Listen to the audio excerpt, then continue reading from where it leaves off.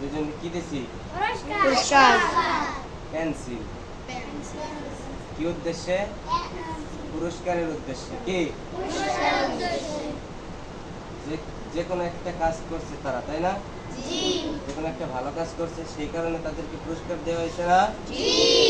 এই ভালো কাজ কি সবার করতে হবে না?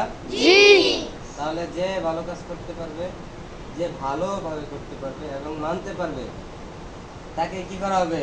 পুরস্কৃত করা হবে। আমরা সবাই ভালো কাজ করবো তো ইনশাআল্লাহ? মনে থাকবে তো? কে করবে দেখি, হাত উঁচু করেন তো। আল্লাহ তাআলা আমাদের সবাইকে কবুল করুক।